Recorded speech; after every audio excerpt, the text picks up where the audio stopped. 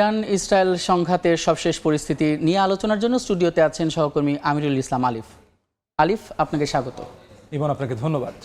এই যে আজকে বাংলাদেশ সময় সকালে দেখলাম যে যুক্তরাষ্ট্র ইরানের 3টি স্থাপনায় পারমাণবিক স্থাপনায় হামলা চালিয়েছে। তো দেখা যাচ্ছে এটার সবশেষ পরিস্থিতি কি, আর হঠাৎ করে কেন যুক্তরাষ্ট্র হামলাটা চালালো?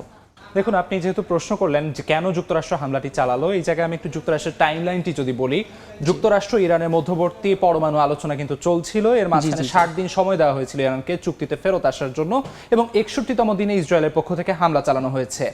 এবং এর মাঝেই কিন্তু G7 সম্মেলনে ডোনাল্ড ট্রাম্প এই ব্যাপারটি উল্লেখ করেছিলেন যে 60 দিন সময় দেওয়ার পরে 61তম দিনে ইসরায়েলের হামলা কি নির্দেশ করে সেটি কিন্তু জাতি বুঝতে পারছে। এবং এই জায়গায় ডোনাল্ড ট্রাম্প G7 সম্মেলন অসমাপ্ত রেখে চলে এলেন, এবং এই জায়গায় ইমানুয়েল ম্যাক্রো তিনি কিন্তু বললেন যুক্তরাষ্ট্র হয়তো ইসরায়েল ইরান সংঘাত অর্থাৎ যুদ্ধবিরতি নিয়ে আলোচনার জন্যই হয়তো যাচ্ছে। এবং সেই জায়গায় ডোনাল্ড ট্রাম্প কিন্তু তার সামাজিক যোগাযোগ মাধ্যম ট্রুথ সোশ্যালে জানিয়ে দিলেন শুধু যুদ্ধবিরতি নয়, আরো বড় কিছু আসতে যাচ্ছে। এই জায়গায় যুদ্ধবিরতি নয়, আরো বড় কিছু, সেই বড় কিছুটাই কিন্তু আজ সবাই দেখলো, পুরো বিশ্ব দেখলো। এই জায়গায় যুক্তরাষ্ট্রের পক্ষ থেকে ইরানের 3টি পারমাণবিক স্থাপনায় হামলা করা হলো। এই হামলার সবশেষ তথ্য যদি আমি কিছু আপনার মাধ্যমে দর্শকদের কিছু তথ্যের মাধ্যমে জানিয়ে রাখতে চাই। যুক্তরাষ্ট্রের পক্ষ থেকে এই যে হামলা, ইরানের বিপক্ষে ইসরায়েলের সঙ্গে যুক্ত হয়ে ইরানের 3টি পারমাণবিক স্থাপনায় হামলা চালিয়েছে যুক্তরাষ্ট্র। হামলার দাবিটি এখন ইরান যেহেতু স্বীকার করে নিয়েছে, সত্যতা স্বীকার করেছে, সো হামলা ফোর্দো, ইস্পাহান এবং নাতাঞ্জ পারমাণবিক স্থাপনায় হামলা চালিয়েছে তারা। এই জায়গায় নাতাঞ্জ এবং ইস্পাহানে কিন্তু এর আগেও হামলা চালানো হয়েছিল। আপনার কাছে একটা প্রশ্ন আছে যে ফোর্দোতে প্রথমবারের মতো যুক্তরাষ্ট্র হামলা চালালো এবং সেটা বলেছিল যে সেই ক্ষমতা শুধুমাত্র যুক্তরাষ্ট্রেরই আছে। তো ওখানে আসলে সবশেষ অবস্থা কি? ফোর্দোর কথা যদি আমি বলি, ফোর্দো কিন্তু আপনি জেনে থাকবেন ইরানের পারমাণবিক সক্ষমতার একটি বড় জায়গা, কেননা ফোর্দো পাথরে ঘেরা পাহাড়ের নিচে অবস্থিত একটি পারমাণবিক স্থাপনা। এবং এই জায়গায় ফোর্দোতে যে হামলা চালানোর বিষয়টি, এটি আসলে যুক্তরাষ্ট্র ছাড়া আর কারো পক্ষে হামলা চালানো সম্ভব ছিল না, কেননা ফোর্দোতে হামলা চালাতে হলে যে বাংকার ব্লাস্টার বোমাটি দরকার সেটি শুধুমাত্র যুক্তরাষ্ট্রের হাতে রয়েছে। এবং ডোনাল্ড ট্রাম্প কিন্তু আজ সকলের সামনে যে বক্তব্য, জাতির উদ্দেশ্যে যে বক্তব্য দিলেন, সেই বক্তব্যে কিন্তু ডোনাল্ড ট্রাম্প বলেছিলেন যুক্তরাষ্ট্রের মার্কিন সেনা ছাড়া আর কারো পক্ষে এই হামলা চালানো সম্ভব ছিল না। এবং এই জায়গায় তিনি কিন্তু এটিকে সফলতা হিসেবে আখ্যা করছেন, অর্থাৎ তাদের মূল লক্ষ্য ছিল ফোর্দো। কেননা ইসরায়েলের পক্ষ থেকে ইস্পাহান, নাতান সহ আরো বিভিন্ন জায়গায় হামলা চালানো গেলেও ফোর্দোতে আসলে হামলা চালানো সম্ভব হয়নি। এই জায়গায় কংগ্রেসের অনুমোদন ছাড়া এই যে তাদের যে হামলা, এ নিয়ে কিন্তু বেশ ভয়াবহ রকমের সম্ভাবনা তৈরি হয়েছে, এবং যুদ্ধ চড়ালে ইরানের চেয়ে বেশি ক্ষয়ক্ষতি হবে যুক্তরাষ্ট্রের, এমন হুঁশিয়ারি এসেছে আয়াতুল্লাহ আলী খামেনের পক্ষ থেকে। এদিকে হামলার প্রশংসা করেছেন ইসরায়েলি সাবেক প্রতিরক্ষা মন্ত্রী। এই জায়গায় সাদিক ইমন, আমি আপনাকে একটু জানিয়ে রাখতে চাই, এই যে যুক্তরাষ্ট্রের হস্তক্ষেপ, সরাসরি সংঘাত, এই জায়গায় আরো তথ্য জানাতে আমাদের সঙ্গে সরাসরি যুক্তরাষ্ট্রের লস অ্যাঞ্জেলেস থেকে যুক্ত হচ্ছেন লস্কর মামুন। সরাসরি চলে যাচ্ছে তার কাছে। ওকে,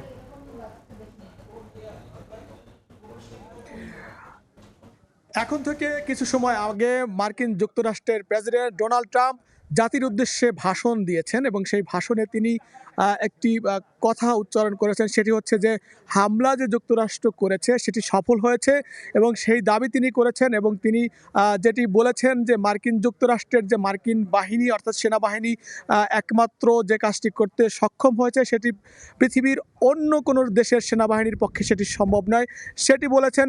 একই সঙ্গে মার্কিন যুক্তরাষ্ট্রের প্রেসিডেন্ট বলেছেন যে আগামী দিন অর্থাৎ স্থানীয় সময় আগামী দিন সকালে পেন্টাগনে মার্কিন প্রতিরক্ষা মন্ত্রী এই হামলার বিষয়ে বিশদ সাংবাদিকদের বর্ণনা করবেন, এমনটি তিনি জানিয়েছেন। আমরা জেনেছি যে মার্কিন যুক্তরাষ্ট্র এই প্রথম ইরানে যে পারমাণবিক স্থাপনার উপরে 3 স্থাপনার উপরে হামলা করেছে, সেটি আমরা ইতিমধ্যেই জেনেছি। এবং এই হামলার ফলে যুক্তরাষ্ট্র অবশেষে এই যুদ্ধে নিজেকে জড়িয়েছে, যদিও দেশটির অভ্যন্তরের যে রাজনীতি, অভ্যন্তরের যে গণমানুষ, অভ্যন্তরের যে নাগরিকরা রয়েছেন, তাদের যে একটি সম্মতির বিষয় ছিল, সেটিকে কিন্তু তিনি পাশ কাটিয়ে অনেক অনেকটাই এককভাবে তিনি সিদ্ধান্ত দিয়েছেন এবং তিনি আজকের এই যে হামলা, সেই হামলাটি তিনি চালানোর জন্য নির্দেশ দিয়েছেন। আমরা আগেই জেনেছি যে এই ইরান ইসরায়েল সংঘাতকে ঘিরে মার্কিন যুক্তরাষ্ট্র যে 2 সপ্তাহ সময় বেঁধে দিয়েছে এবং আলোচনার প্রস্তাব খোলা রেখেছিল, সব কিছুই চলছিল, কিন্তু আমরা লক্ষ্য করেছি তিনি বলেছিলেন যে 2 সপ্তাহের একটি সময় বেঁধে দিয়েছিলেন। তবে বিশ্লেষকরা মনে করছেন যে সেই 2 সপ্তাহ সময় কি তাহলে আসলে এক ধরনের ফাঁকি হয়েছে, অর্থাৎ তাদেরকে কিন্তু একটি ধোঁয়াশার মধ্যে রেখে শেষ পর্যন্ত যুক্তরাষ্ট্র তার কাঙ্ক্ষিত হামলাটি করেছে এবং সেটি তারা সফল দাবি করেছেন। এবং কি পরিমাণ ক্ষয়ক্ষতি হয়েছে, কতটা ক্ষতি হয়েছে সেটি কিন্তু এখনও নিরূপণ করা সম্ভব হয়নি, হয়তো আমরা সেটি জানবো। তো আমরা যুক্তরাষ্ট্রের যে সমস্ত মার্কিন নাগরিকরা রয়েছেন তারা এই হামলার সম্পর্কে নানান ধরনের অভিমত ব্যক্ত করছেন। অর্থাৎ আমরা ইতিমধ্যেই জেনেছি যে মার্কিন যুক্তরাষ্ট্রের প্রতিনিধি পরিষদ এবং সিনেটের যে অনুমোদন নেওয়া দরকার হয় বিদেশের আর যে বহির্দেশের উপর হামলা করার জন্য সে বা যুদ্ধে জড়ানোর ক্ষেত্রে, সেই ক্ষেত্রে কিন্তু কোনোই তোয়াক্কা করেননি মার্কিন প্রেসিডেন্ট ডোনাল্ড ট্রাম্প। আমরা লক্ষ্য করেছি যে তার একটি যে প্রতিক্রিয়া, সেই প্রতিক্রিয়া সম্পর্কে যদি আমি এখন জানতে চাই, আজকের আমাদের সামনে রয়েছেন মার্কিন নাগরিক, বাংলাদেশি বংশোদ্ভূত মার্কিন নাগরিক, আমাদের লিটল বাংলাদেশ প্রেস ক্লাবের সভাপতি কাজী মশরুল হুদা। আমি আপনার কাছে জানতে চাইবো যে এই আজকে যে প্রেসিডেন্ট ট্রাম্প যে অনেকটা একক সিদ্ধান্তে ইরানের উপর তার সেই বোমারু বিমান পাঠিয়ে হামলা করলো, এটির প্রতিক্রিয়াটি আপনি আসলে তাৎক্ষণিক প্রতিক্রিয়া হিসেবে একজন মার্কিন নাগরিক হিসেবে আপনি কি মনে করছেন, এবং মার্কিন যুক্তরাষ্ট্রের যে প্রতিনিধি পরিষদ বা জনগণ বা দেশের রাষ্ট্র কাঠামো রয়েছে তাদের কি ভূমিকা হওয়া উচিত বলে আপনি মনে করছেন? ধন্যবাদ। আমরা যখন শুনলাম যে ডোনাল্ড ট্রাম্পের মাধ্যমে যে হামলা করেছে তাতে সবাই বিস্মিত হয়েছি, আমরা অবাকও হয়েছি যে তিনি যেভাবে একক সিদ্ধান্তের মাধ্যমে এটা করলেন সিনেটের অনুমোদন ছাড়া, এটা একটা স্বেচ্ছাচারিতা হয়েছে এবং একটা ডবল স্ট্যান্ডার্ড বলে আমরা মনে করি এবং আমেরিকার ভোটারদের ভিতরেও একটা প্রভাব বিস্তার করেছে ডিভাইডেড, বিভক্তির, এবং এটা নিয়ে আগামীতে আমাদের মনে হয় আমেরিকান জনগণ এর বিরুদ্ধে যাবে। কিন্তু এই যে ঘটনাটা ঘটেছে এটা হওয়া উচিত হয়নি, কারণ আপনি আমাকে টেবিল টকে মানে 2 সপ্তাহ সময় দিয়েছেন, তার মধ্যে এই ধরনের ঘটনা একটা মনে হচ্ছে যে ডবল স্ট্যান্ডার্ড অ্যাকশন, অ্যান্ড আমরা এর তীব্র নিন্দা জানাই। যেমনটি শুনছিলেন যে মার্কিন একজন নাগরিক তিনি তার প্রতিক্রিয়ায় বলছিলেন যে আসলে এই হামলাটি আসলে কারোই কাম্য নয়, কারণ মার্কিন যুক্তরাষ্ট্রের কাছে এ ধরনের হামলাটি একজন মার্কিন নাগরিক হিসেবে যেমনটি কাম্য নয়, তেমনটি আমরাও এইভাবেই মনে করেছিলাম যে মার্কিন যুক্তরাষ্ট্র এমন একটি জায়গায় রয়েছে যে জায়গাটিতে আসলে সবাই তার কাছে একটি শান্তি প্রতিষ্ঠার জন্য আহ্বান করছিল, কিন্তু সেই শান্তির জায়গাটিকে তিনি বিনষ্ট করেছেন এবং শান্তির জায়গাটি থেকে সরে এসে তিনি উল্টো ইসরায়েলের সঙ্গে সঙ্গী হয়ে ইরানে হামলা করেছেন, যেটি কিন্তু সাধারণ মানুষের কারো কাম্য ছিল না এবং সেটি কিন্তু ঘটেছে। তবে পরবর্তীতে আর কি ঘটবে সেটি কিন্তু দেখার অপেক্ষা রয়েছে সবাই।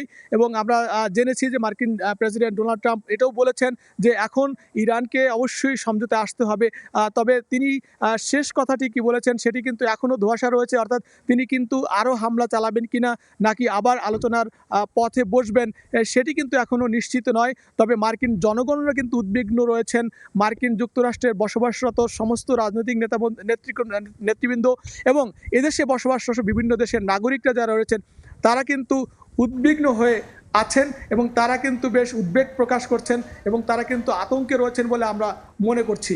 তো এই ছিল আমার কাছে মার্কিন যুক্তরাষ্ট্র থেকে প্রেসিডেন্ট ডোনাল্ড ট্রাম্পের ইরানের ওপর যে বোমা হামলা, তার আমার কাছে থাকা সবশেষ। ইমন, আমরা দেখছিলাম যেমনটি আমরা বলছিলাম ট্রাম্প কেন হামলা চালালেন তড়িঘড়ি করে, এর পেছনে কারণ কিন্তু উনি বলে দিলেন। ডোনাল্ড ট্রাম্প এই যে হামলা চালালেন ইসরায়েলের পক্ষ নিয়ে ইরানের ওপর, এটা কিন্তু তার নিজ দেশের সিনেটরদের কাছ থেকে সমর্থন না পাওয়ার একটি ভয় থেকে তিনি এটি করেছেন হয়তো। যেমনটি আমরা দেখলাম যুক্তরাষ্ট্রের পক্ষ থেকে এই যে হামলা, এই হামলার পরবর্তীতে ইরানের যে এখনকার অবস্থা, সেই জায়গা থেকে কিন্তু ইরানের আর পিছপা হওয়ার কোনো সুযোগ নেই। ইরান এরই মধ্যে তাদের যে সংঘাতের মধ্যেই যে তাদের একে একে প্রাণহানি, তাদের মস্তিষ্ককে নষ্ট করে দেওয়ার যে চেষ্টা ইসরায়েলের পক্ষ থেকে চালানো হয়েছে এবং সবশেষ যুক্তরাষ্ট্র হামলা চালালো, এই জায়গা থেকে ইরানের পরবর্তী পদক্ষেপ নিয়ে যদি আমি আপনার মাধ্যমে দর্শকদের একটু জানিয়ে রাখতে চাই, আয়াতুল্লাহ আলী খামেনি হামলার পরিপ্রেক্ষিতে বাংকারে অবস্থান নিলেও তিনি কিন্তু আসলে পরবর্তী চেইন অফ কমান্ডে কার পর কে ক্ষমতায় অধিষ্ঠিত হবেন সেটি নির্ধারিত করে রেখেছেন এবং তার উত্তরসূরিও তিনি নির্ধারণ করে রেখেছেন। এই যে ইরানের এই যে একটি সংগ্রামী মনোভাব, একটি সিদ্ধান্ত, এই সিদ্ধান্তের কারণে কিন্তু এই ব্যাপারটি আরও স্পষ্টভাবে প্রতীয়মান হয়। এই জায়গায় সহসাই ইরানের পক্ষ থেকে যুদ্ধ বন্ধের কোনো সম্ভাবনা নেই এবং একই সঙ্গে যুক্তরাষ্ট্র এবং ইসরায়েলের পক্ষ থেকেও যে হামলা চালানো হচ্ছে, সেখানে কিন্তু আসলে মধ্যপ্রাচ্যের ভূ রাজনৈতিক অবস্থা আরও সংকটের দিকেই যাচ্ছে বলে বিশ্লেষকরা মনে করছেন। এই জায়গায় ইরান ইসরায়েল যে সংঘাত, এই সংঘাতের মধ্য দিয়ে পরবর্তীতে বিশ্ব নেতারা কি বলেন তা নিয়ে কিন্তু রয়েছে বিভিন্ন ধরনের মতবাদ। যেমন এরই মধ্যে বিশ্বের বিভিন্ন শীর্ষস্থানীয় পর্যায়ের যে পরাশক্তিগুলো, তারা তাদের অবস্থান পরিষ্কার করতে চেয়েছেন। কেউ ইসরায়েলের পক্ষ নিয়ে কথা বলেছেন, বিশেষ করে ইউরোপীয় অংশটি তারা ইসরায়েলের পক্ষ নিয়ে তাদের অবস্থান পরিষ্কার করেছে। অন্যদিকে পরাশক্তি রাশিয়া, চীন এবং উত্তর কোরিয়া কিন্তু বরাবরের মতোই মৌন সম্মতি দিয়ে আসছে ইরানের পক্ষ থেকে। এই জায়গায় যেহেতু যুক্তরাষ্ট্র এখন সরাসরি হামলা চালিয়ে ফেলেছে, পরবর্তীতে তাদের পদক্ষেপ কি হবে সেটি নিয়ে কিন্তু একটি মতভেদ তৈরি হয়েছে এবং এই ছিল আমার কাছে মোটামুটি ইসরায়েল ইরান সংঘাত নিয়ে সবশেষ আলোচনা। জি, আপনাকে অসংখ্য ধন্যবাদ আমাদের সঙ্গে যুক্ত হওয়ার জন্য। ইরান ইসরায়েলের যুদ্ধের সর্বশেষ পরিস্থিতি এবং বিশ্লেষণ জানাতে আমাদের সঙ্গে যুক্ত ছিলেন সহকর্মী আমিরুল ইসলাম আলিফ।